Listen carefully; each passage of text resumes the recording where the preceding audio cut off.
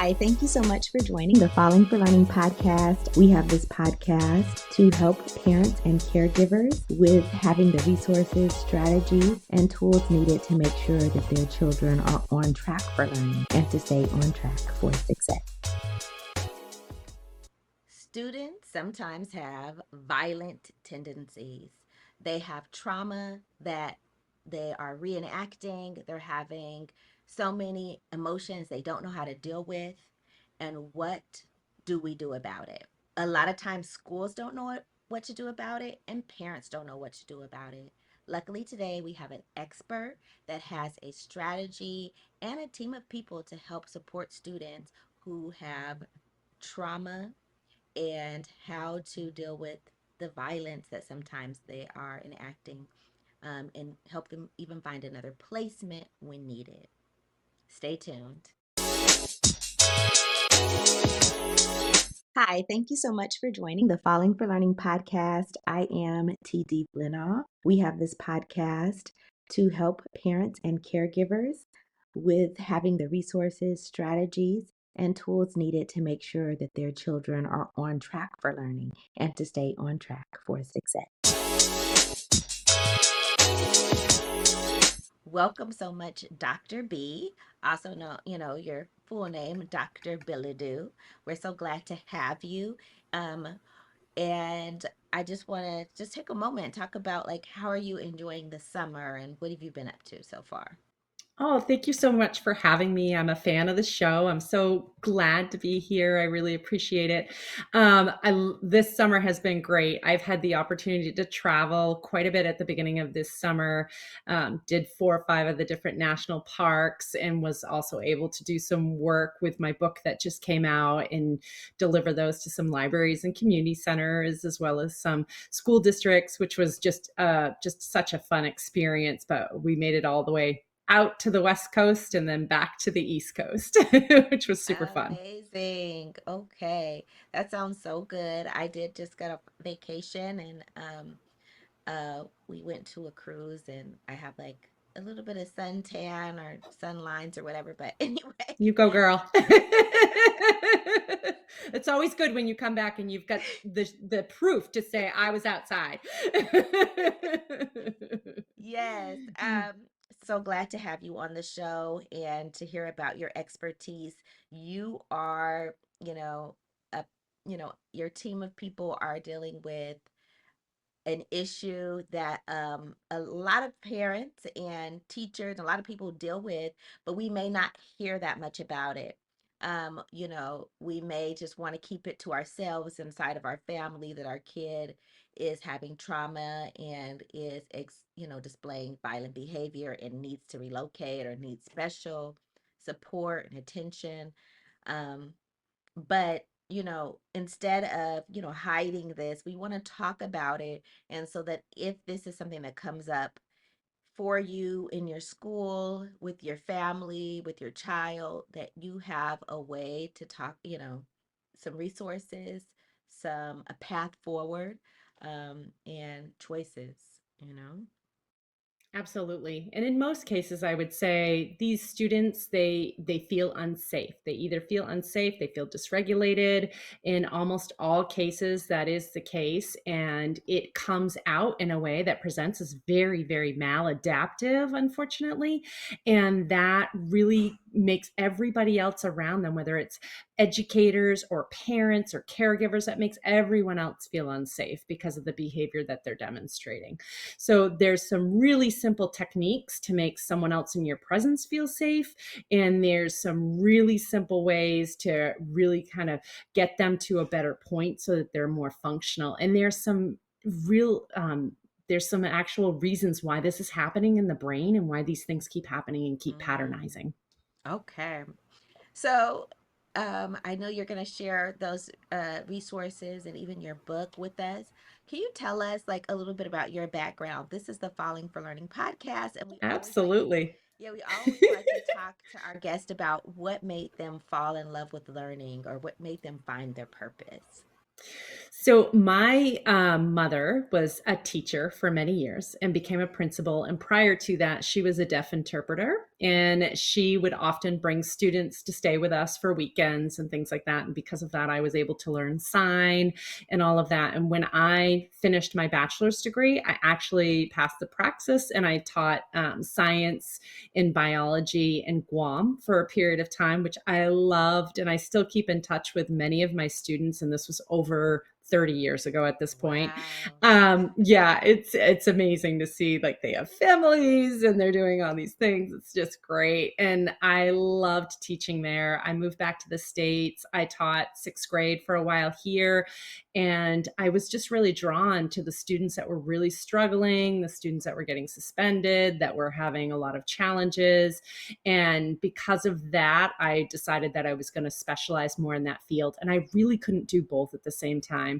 To remain in education and stay up on all the curriculum changes, as you know, and Yes. everything else that's involved with that, I couldn't do it effectively, plus specialize in the behavior field. In addition to that, my oldest son really had some behavioral struggles. He was born early and had a lot of challenges, mainly behaviorally, not so much medically. Mm-hmm. And because of that, he was asked to leave 3 daycares before he was 18 months old. Because, everybody's fine until your kid bites the other kid. And then it's like you get that call that's like, your kid can't stay here anymore. They bit the kid. So, so he was asked to leave. Absolutely. So that's so great. You have a personal experience in this, Mm, and you have the expertise about how to help families through this. We get our kids, we love them wherever way they come. We want to have those strategies for helping support them into a more productive way of handling issues. absolutely. Yeah. And so, what about your like schooling? What were some activities and things that you did as a child or as a youth that helped really contribute to what you do? So I did not have a great educational experience, which most people are very surprised about, because I did Mm. exceptionally well in school, especially in high school, but I did not do well in school in my elementary years and my middle school years. I really struggled. It was very hard for me. And then I discovered sports. And because of that, I really upped my game as far as staying on the academics. But I have some learning disabilities, I have some behavioral challenges and those sorts of things. I was the typical ADHD kid who also struggled to learn. And because of that, the sports helped me significantly. But when sports weren't in session, I oftentimes was sick and I wouldn't go to school. So what did that look like for you? What did those struggles look like for you? For me, it was debilitating anxiety by the time I got into high school. Like, I had been told so many times as an elementary and early middle school student to stop talking, stop walking around, stop socializing, stop doing this, Mm. that by the time I got to high school, I didn't talk to other kids during classes. I didn't talk to other kids. If we were in class, I was silent. And my teachers would always say, "We wish you'd contribute more." And I'm like, "You've been telling me for years to close my mouth." So I got Yeah. the message. Sometimes we, suppress that, the gifts that our students have because we want them Absolutely. to fit into a certain way of Yeah, learning and being in the classroom. Wow. absolutely. And yeah, and I loved sports. That was really where I would shine. I loved being on sports teams and playing team athletics and stuff like that. So I really loved that. And that part of it really helped to secure me in the school setting and kept me going to school and really getting things done. I just want to highlight that there are so many people that I know that say that.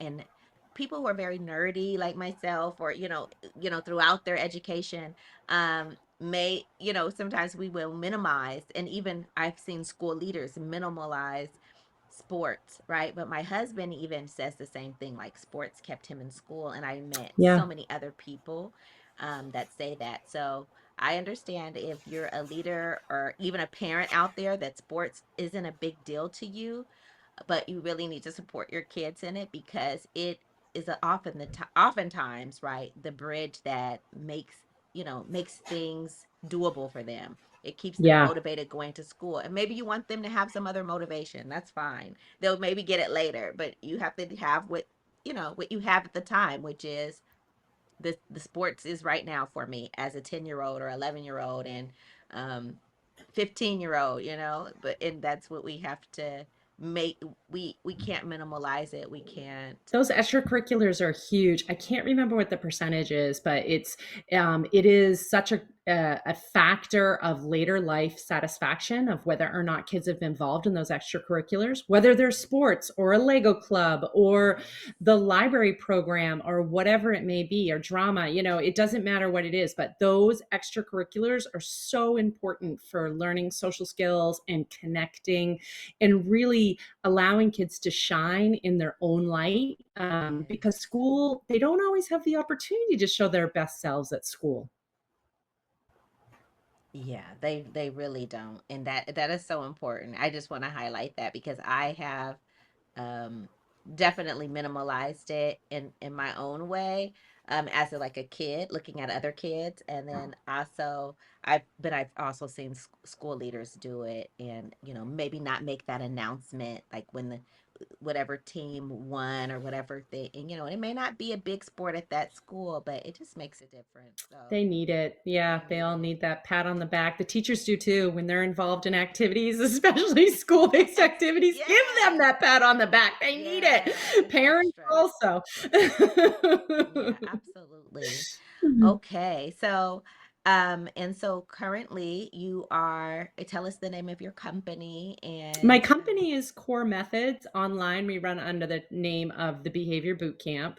And that's where our online courses and where all of our programming for free programming and trainings and stuff like that is run under the Behavior Bootcamp. But our program that works in school districts is called Core Methods. okay. So your models are you go into school districts and help support specific kids, or do you have a program running at a school, or what is your program looking like look like? Typically, a school will come to us and they'll say, well, I have this kid that's really having some issues. They're taken off from the building. They're harming staff. They're harming other students, whatever it may be. And we go in and start the assessment process. And then they'll say, oh, and we have this one, this one, this one, this one, and this one. And then we'll end up with about 10 different kids. And at that point, we create a program where we usually have a staff from our company that runs the program, and we're training their staff within the building on how to work with these students, how to teach them the techniques so that they feel safe, how to teach them regulatory strategies, and then reintegrating them into the general education setting. We're usually only in each school for a year to 2 years, and then we transition out. We don't look at being at any place long term. Typically, as many of you in education, those students are typically called tier 3 students. And usually by the end of year 1, we don't have any tier 3 students left.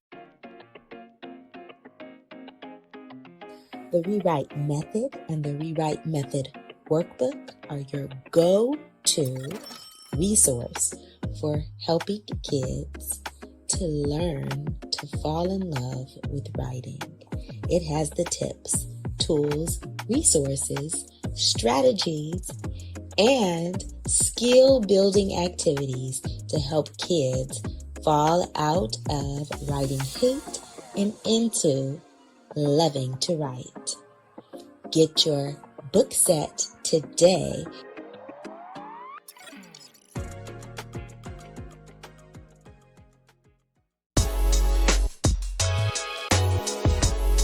After we've done the work with them, they're usually tier 2 or most of them are tier 1. Usually 80% of them are at tier 1 at that point. And so we then transition them back into the education setting and we fade away. For some school districts, it's just a matter of them going through our online course and learning those skills. And then sometimes they don't even need for us to come in, which is fantastic when they can do it on their own.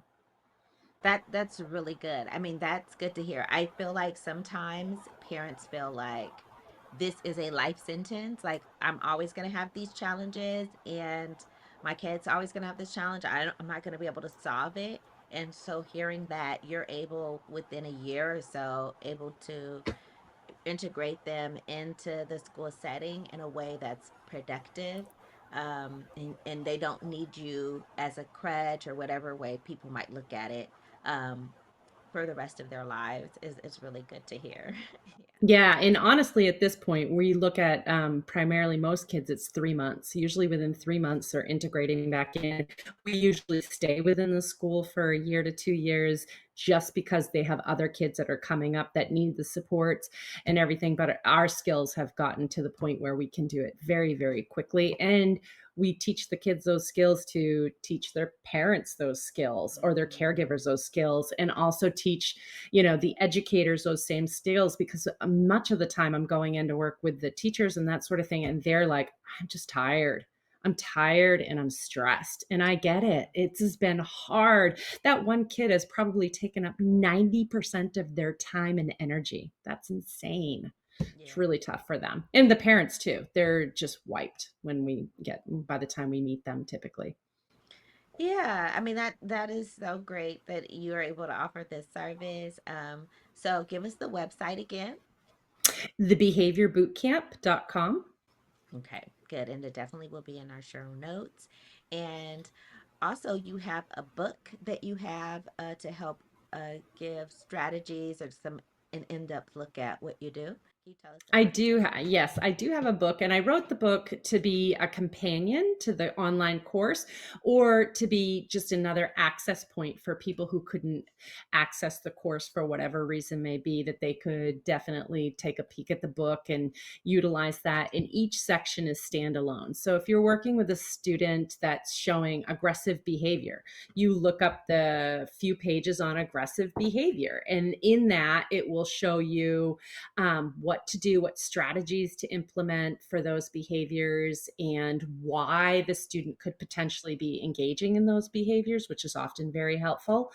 Um, and each of those sections you can pull out. So if a teacher is walking into their classroom and they're like, oh, all the students are disruptive today and they're super hyper, what's going on? You can look up the section on students with disruptive behavior, look up hyper aroused. It'll give you a whole graphic on what you're looking up for strategies. And the same thing, if you walk in and you're working with high school kids in the morning, they're going to be half asleep. So how to deal with the hypo aroused, how to Yes. get them more engaged and that sort of thing too, because that's a challenge in and of itself. Or your Yes. anxious learner, or your learner who displays an anger and aggression, it will give you strategies for that. So So usually you have parents or schools themselves. Do teachers ever reach out and say we need this service or? often, yeah. I mean, I spend a lot of time on the phone or on Zooms with teachers for sure, going over strategies and things like that, and trying to give them tools of how to deal with this that are very simple. And some things are super, super simple. Like it could be something like,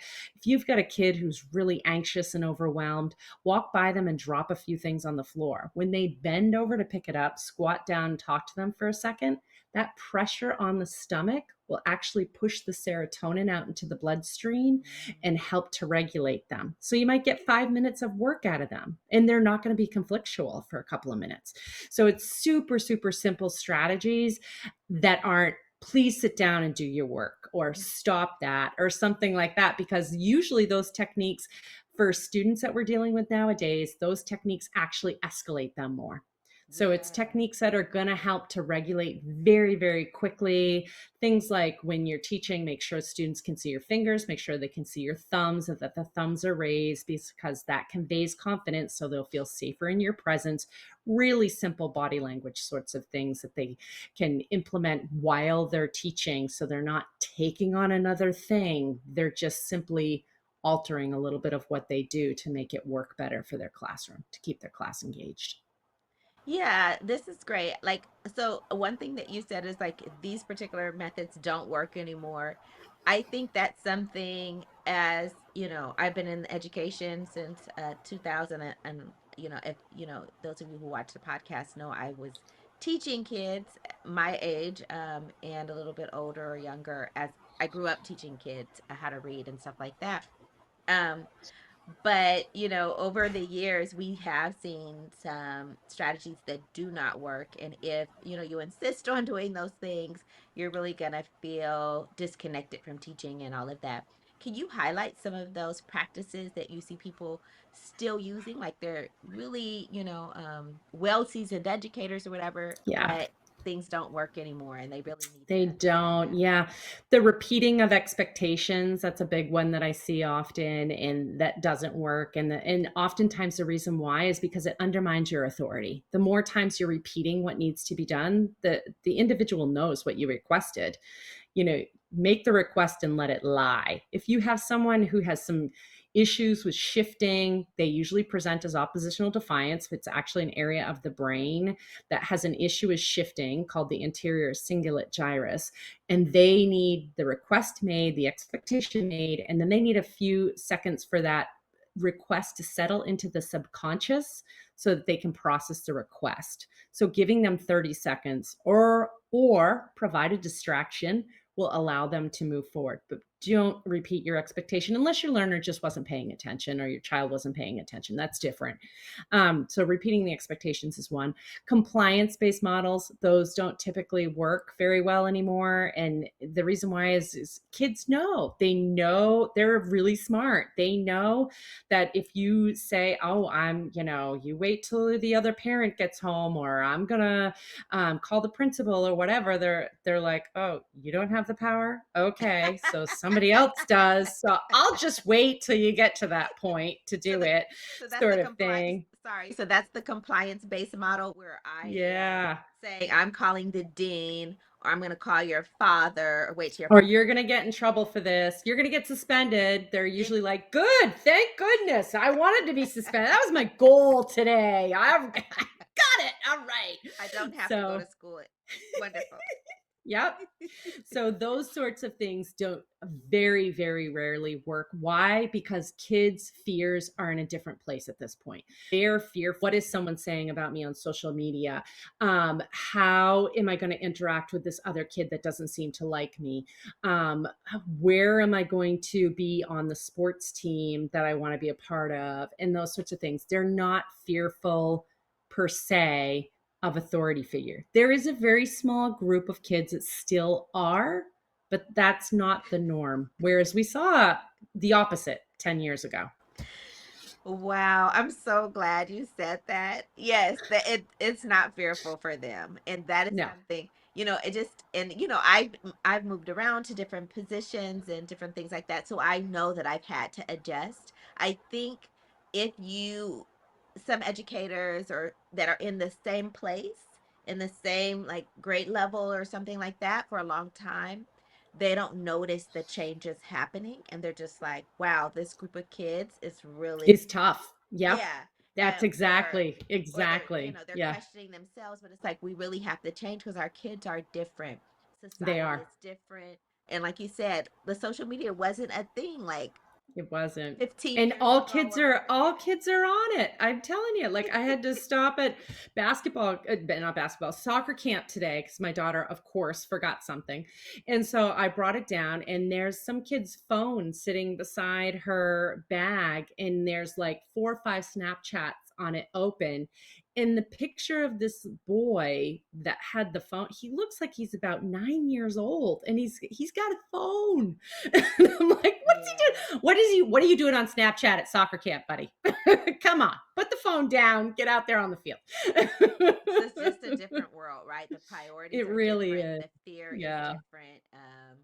And we may not know, like, because as we get older, when I started teaching, I was very young, so I was really close and kind of understood more. But as I get older, we just have different ways of viewing the world and getting to know the world and all the things. So that's such a good point that you brought up. And for people to reflect, like, what are some things that I'm doing that are not helpful anymore, that just don't yeah. work anymore. And then even giving the why behind it, I think is great because I do notice changes, but I didn't necessarily know like this is because this is the fear now. Not that I'm gonna call your dad or you're gonna go to the dean's office, but the social media is the big fear or It really is. And I mean, kids nowadays too, they're so overstimulated, and they're conditioned to that. So they are struggling to sleep at night.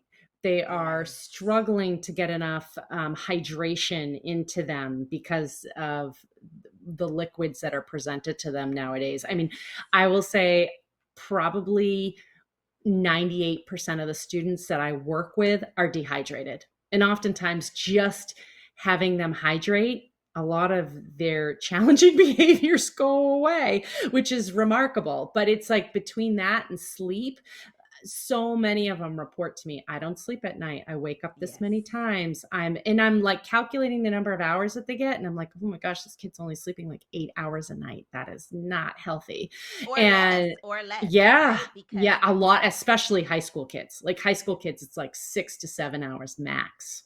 Yeah, right. And it's really dysfunctional, and that all contributes to yes. their behavior, their ability to attend, their social interactions, everything else, and their immune system capacity and everything. So, Mhm. there's so many things that go into where they're at. A lot of times what I'm doing is I'm teaching kids how to be in the quiet, how to be in the stillness, taking time to do that, because it's not something they're used to experiencing, and they don't like it at first, unfortunately.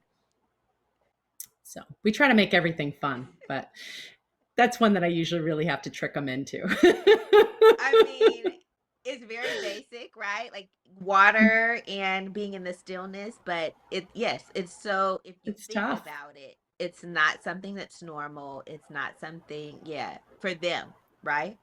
Yeah, it's tough for adults too. I mean, I'm the first to say if I'm waiting in a line, I'm usually checking my text messages. Yes. I'm updating stuff. I'm doing that too. And every now and then I'll say, "Okay, just put your phone down for a few seconds, Bethany, and see if you can sit for the next 2 minutes without your phone going." And I'll sit there for a moment and then I'm like, "Well, I should do this and maybe I should do that." And I mean, we're being conditioned that way as well. And so I would we would only expect that kids are struggling with the same things.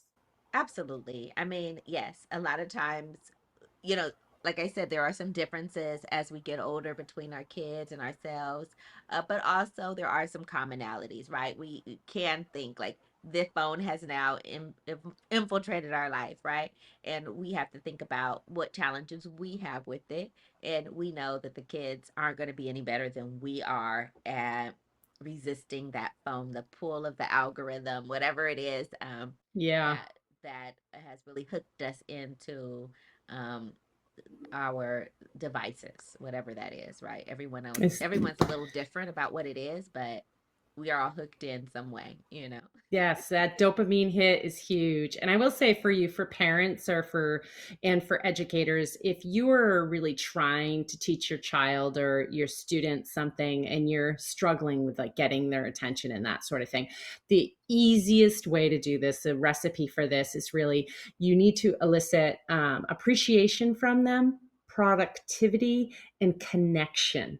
That can be really easily done. If you're in the home, what you can do is just say to your kid, "What's your favorite meal?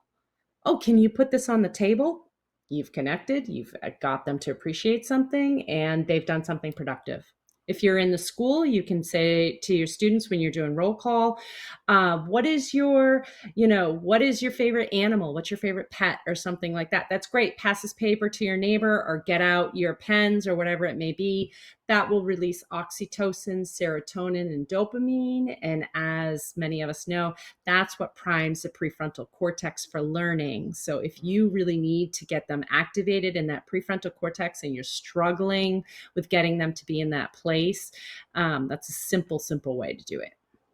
Love those strategies. Okay, so get Dr. B, Dr. Bilodeau's book. Find her online if you need her services. I mean, so many great tips and strategies there. Um, what do you think parents are really getting wrong when it comes to their kids that are having these trauma responses? Well, I will say, first of all, parents, give yourself grace. You're never doing anything wrong. We appreciate that your dedication to your children and everything else. I will say a lot of the time that when your child starts to get challenging and in crisis and escalated, oftentimes we go there as well. we match that behavior matches itself with something else. It's energetic, and that tends to happen if your kid says, no, I don't want to do this, and you say, oh, well, you will do it now. Trying very hard to present in a safe way, step away, give yourself a moment to step away and not have to come down and make a firm stand on that, because oftentimes you need to give yourself a moment to think and say, is this something that I'm going to live or die for? It may very well be, but it may not be. And we need to be able to give ourselves the time to determine whether or not that's going to be necessary, and allow our child to feel safe in our presence, because they're watching us all the time and how we respond to everything. And 9 times out of 10, it'll come back and they'll say it to you. Absolutely. So, but we know you're all working as hard as you can, and you're doing the tough work, and that is very, very much appreciated. Whenever I hear from a parent and they say, I'm so sorry to bother you, I'm so sorry that I reached out, and I'm like, no, please reach out to me. I will give you my personal phone number. Please text me if you're having a challenge. I would rather give you the tools, which are simple and effective and work, than have you struggle and feel like you've been doing things in a way that wasn't helpful for a period of time.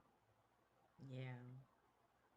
That's So, always hard, yeah. because we've all learned it the hard way.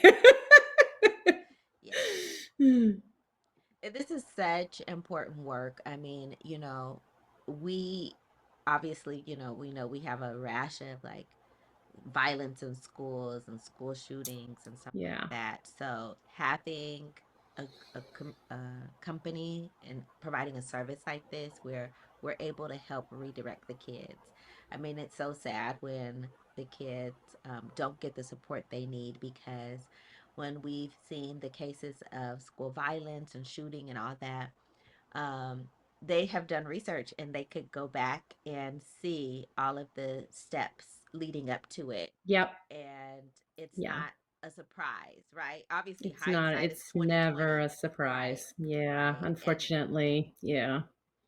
and Which makes it so so hard and everything. And we see that many times. Like, I'll start with a student and I'll say, oh my gosh, like, I wish you guys had called me 5 years ago, 7 years ago, that yeah, sort of thing.